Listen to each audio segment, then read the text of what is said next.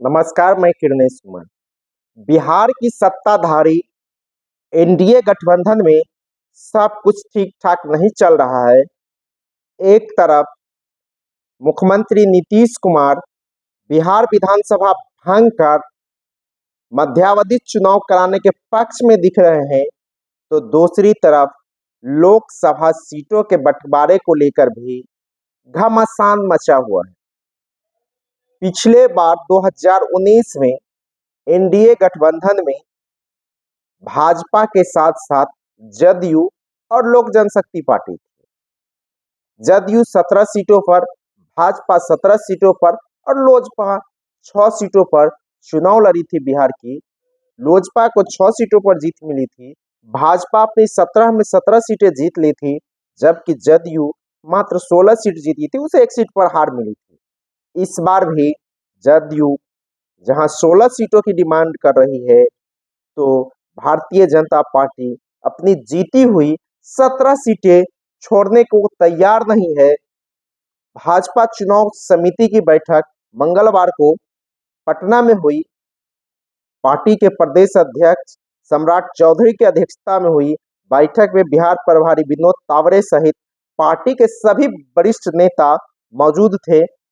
उम्मीदवारों के पैनल तैयार किए गए और केंद्र को भेज दिया गया है। वहीं जनता दल यूनाइटेड ने भी अपनी 16 सीटें भाजपा के राष्ट्रीय नेतृत्व को भेज दिया है। जदयू के मुख्य प्रवक्ता केसी त्यागी ने कहा है कि मैं अपनी जीती हुई 16 सीटें हर हाल में लड़ूंगा। वहीं लोक जनशक्ति पार्टी रामविलास के चिराग पासवान भी अपनी 6 सीटों की डिमांड कर रहा है, तो राष्ट्रीय लोक जनशक्ति पार्टी के पशुपति कुमार पारस भी 5 सीटें मांग रहा है। लोजपा में जो टूट हुई थी, उसके 6 में से 5 सांसद पशुपति कुमार पारस के साथ चले गए थे, जबकि चिराग पासवान सिंगल रह गए हैं। इसी आधार पर पशुपति कुमार पारस भी 5 सीटों की डिमांड कर रहे हैं। चिराग जहां हाजीपुर पर अड़ा हुआ है, तो पशुपति कुमार पारस भी हाजीपुर पर रहे हुए हैं। वहीं हम के जीतनराम मांझी भी 2 सीटों की मांग कर रहा है। गया के साथ साथ एक और सीट उनके डिमांड में है। लेकिन इसी बीच बिहार विधान परिषद की 1 सीटें जीतनराम मांझी के पुत्र संतोष मांझी को दे दी गई है। उन्होंने नामांकन भी कर दिया है, लेकिन अब कहा जा रहा है कि ज्यादा से ज्यादा हमको 1 लोकसभा सीट मिलेगी, वह गया की सीट मिली। वहीं उपेंद्र कुशवाहा भी 3 सीटों की डिमांड कर रहे हैं। उनका डिमांड है काराकाट, जहां जदयू की सिटिंग विधायक सांसद है। उनका डिमांड है वाल्मीकि नगर, जहां जदयू का सिटिंग एमपी है, और सीतामढ़ी, जहां जदयू का सिटिंग एमपी। यानी जदयू की 3 सीटों पर उपेंद्र कुशवाहा ने दावा ठोक दी है। कहा जा रहा है कि उपेंद्र कुशवाहा अगर जदयू कोटे से आते हैं, तो उन्हें वाल्मीकि नगर या काराकाट लड़ाया जा सकता है। चुनाव भाजपा की चुनाव समिति ने अपने मौजूदा 3 विधान पार्षदों का टिकट काट दिया। पहले तो भाजपा के सुशील कुमार मोदी का राज्यसभा का टिकट काटा गया। उसके बाद सुशील कुमार मोदी के नजदीकी कहे जाने वाले मंगल पांडे का विधान परिषद का टिकट काट दिया गया है। शाहनवाज हुसैन, जो उसका एक मुस्लिम चेहरा था, उसका टिकट काटा गया है। संजय पासवान, एक दलित चेहरा था, उसका टिकट काटा गया है। हालांकि जो टिकट दिए गए हैं, उसमें भी एक सासाराम से आरएसएस के कार्यकर्ता कहे जाने वाले राजेंद्र सिंह, उसे विधान परिषद के टिकट मिला है, कहा जा रहा है। इसी तरह एक नीलम सहनी है, अति पिछड़ा समाज से आती है, मुकेश सहनी के काट में उसको टिकट दिया गया है। और अजीत चौधरी है, जो भाजपा के दलित प्रकोष्ठ के नेता हैं और पूर्व बिहार विधानसभा के अध्यक्ष उदय नारायण चौधरी के भाई हैं। तो यूं कहा जाए कि भाजपा में अब सुशील कुमार मोदी युग का अंत भी हो गया। केंद्रीय चुनाव समिति को जो सूची भेजी गई है, उसमें कई मौजूदा सांसदों के नाम तो गए हैं, लेकिन कहा जा रहा है कि 17 में से भाजपा के 10 मौजूदा सांसदों के टिकट कट सकते हैं। टिकट कटने वालों में पूर्वी चंपारण से राधा मोहन सिंह, शिवहर से रामा देवी, महाराजगंज से जनार्दन सिग्रीवाल, सारण से राजीव प्रताप रूढ़ी, पटना साहिब से रविशंकर प्रसाद, बेगूसराय से गिरिराज सिंह, सासाराम से छेदी पासवान, पाटलिपुत्रा से रामकृपाल यादव आदि के नामों की चर्चा टिकट कटने वालों में है। हालांकि जदयू में भी करीब 7-8 सांसदों का टिकट कटने की संभावना है। भाजपा के मंगल पांडे सिवान से लोकसभा सीट लड़ना चाहते हैं। यह जदयू की सीटिंग सीट है और जदयू यहां से कविता सिंह का भी टिकट काटने का मन बना लिया है, क्योंकि 2020 के बिहार विधानसभा चुनाव के दौरान मुख्यमंत्री नीतीश कुमार एक सभा में गए थे, लेकिन कविता सिंह और उसके पति उस सभा में नहीं पहुंचे थे। इसी तरह सीतामढ़ी से जदयू के सांसद हैं सुनील कुमार पिंटू, उनका भी टिकट कटना तय माना जा रहा है। झंझारपुर से है जदयू के सांसद रामप्रीत मंडल, उनके टिकट कटने की चर्चा। इस तरह कई सांसदों का भी करीब 20 सांसदों का जदयू और भाजपा मिला के 20 मौजूदा सांसदों के टिकट कटेंगे, इस तरह की चर्चा है। और चुनाव प्रबंध समिति में भी भाजपा की इस तरह की चर्चा की गई है और लगातार जिस तरह से सुशील कुमार मोदी, मंगल पांडे, शाहनवाज हुसैन, संजय पासवान के लोगों जैसे लोगों का टिकट कट गया है, तो मौजूदा सांसदों का अगर टिकट कटता है तो कोई चौंकाने वाली बात नहीं होगी, क्योंकि रविशंकर प्रसाद से बीच दौर में मंत्री पद से इस्तीफा ले लिया गया था।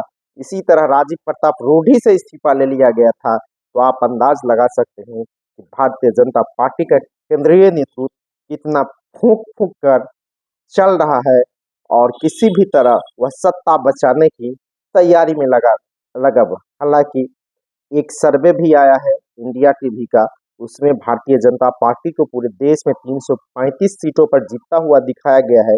बिहार की बात किया जाए तो बिहार में एनडीए को 35 सीटों पर जीतता हुआ दिखाया गया है, जबकि महागठबंधन को 5 सीटों पर, राजद 4 सीटें अभी जीत रही है। अभी की स्थिति में जो इंडिया टीवी का है, रजत शर्मा का चैनल है, रजत शर्मा एबीवीपी के कार्यकर्ता थे, बीजेपी से उनकी नजदीकियां हैं, प्रधानमंत्री भी उनके कार्यक्रम में जाते रहे। तो आप अंदाज लगा सकते हैं कि चुनाव से पहले इंडिया टीवी कैसे बीजेपी के खिलाफ जा सकती है।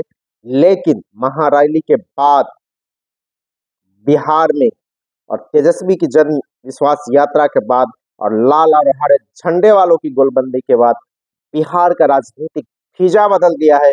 कहा जा रहा है कि बिहार की 25 से 30 लोकसभा सीटों पर महागठबंधन की जीत होगी और इस तरह के परिदृश्य भी बनते हुए दिख रहे हैं। यही कारण है कि भारतीय जनता पार्टी अपने 10 सांसदों का टिकट काटने जा रही है।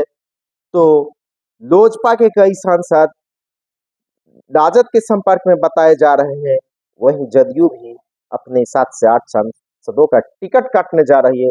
तो कुल मिलाकर देखा जाए तो बिहार की लड़ाई एक तरफा नहीं है।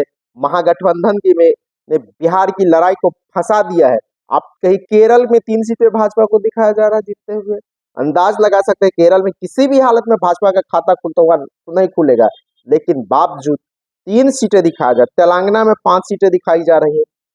इसी तरह तमिलनाडु का सर्वे आया है, तमिलनाडु में 4 सीटें अन्य को दिखाया जा रहा है, उसमें 2 सीटें सीपीआई की है, 2 सीटें सीपीएम की है, 20 सीटें डीएमके को जीतता हुआ दिखाया जा रहा है। मतलब तमिलनाडु हो, केरल हो, साउथ की जो स्टेटें हैं इनमें विपक्ष यानी कि इंडिया गठबंधन की शानदार जीत होती हुई दिख रही है। तो आप सर्वे में मध्य प्रदेश, छत्तीसगढ़, राजस्थान आदि राज्यों में भाजपा को क्लीन स्वीप दिखा जा रहा है, जबकि यहाँ भी विरोध है, कई तरह की गोलबंदियां हैं, वहां भी भाजपा को सीट नहीं मिल रही है, कुछ घट रहा, हर स्टेट में घट रहा है उसकी सीटें।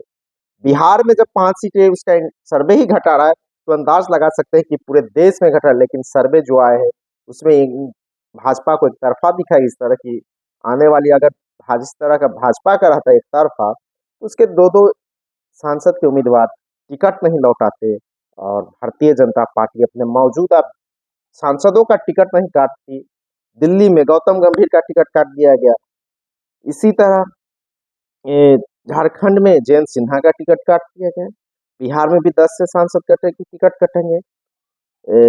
कई और जगह से सांसदों का टिकट काटा गया है और केंद्रीय मंत्री सबको चुनाव में उतारा गया है। कई केंद्रीय मंत्री जो राज्यसभा में थे उसको भी लोकसभा चुनाव में उतारा गया। मतलब केंद्र की सत्ता, भाजपा सत्ता जाने से भयभीत है और अपने मौजूदा सांसदों का हार के डर से टिकट काट रही है। अगर क्लीन स्वीप रहता, एक तरफा रहता, तो टिकट काटने वाली नहीं थी। यूं कहिए कुल मिलाकर भारतीय जनता पार्टी भी सत्ता जाने के से डरी हुई है, अपने मौजूदा सांसदों का टिकट काट रही है और बिहार में एनडीए में सीट बंटवारे को लेकर घमासान मचा हुआ है। कोई कम सीट पर लड़ने को तैयार नहीं है। हालांकि देखिए आने वाले दिनों में क्या होता है। जैसे आरएलडी ने 2 सीटों पर मान लिया उत्तर प्रदेश में, उसी तरह हो सकता है उपेंद्र कुशवाहा 1 सीट पर मान जाए, जीतन मांझी 1 सीट पर मान जाए, चिराग 4 सीट पर मान जाए। नीतीश कुमार के बारे में कहा जाता है ये इसको 10 से 12 सीट ही मिल सकती है, उपेंद्र कुशवाहा इनके हिस्से में चले जाएंगे। तो यह हो सकता है, लेकिन भारतीय जनता पार्टी अपनी 17 कम सीटों पर लड़ने की तैयारी में नहीं दिख रही है और महागठबंधन की तरफ से भी चिराग पासवान को ऑफर गया है। कहा जा रहा है कि 10 लोकसभा सीटों का ऑफर चिराग पासवान को गया है। अगर चिराग पासवान इधर आ जाते हैं तो मजमा और कुछ लगेगा। तब कहिए बिहार में 30 से 35 सीटें महागठबंधन को जीतने से कोई रोक नहीं सकता है। हालांकि यह तो बाद की बात है, लेकिन चिराग पासवान अभी दोनों तरफ से सौदेबाजी करने में लगा हुआ है। राजद से के लोगों से भी उनकी बातचीत चल रही है, उधर भाजपा के लोगों से बात, चिराग किधर जाते हैं वो तो अंतिम समय में पता चलेगा। लेकिन इतना तय है कि बिहार की राजनीति अभी भी फंसी हुई है। इसी बीच मुख्यमंत्री नीतीश कुमार विदेश दौरे पर भी जा रहे हैं। तब तक देखिए बिहार में होता क्या है मुख्यमंत्री के लौटने के बाद।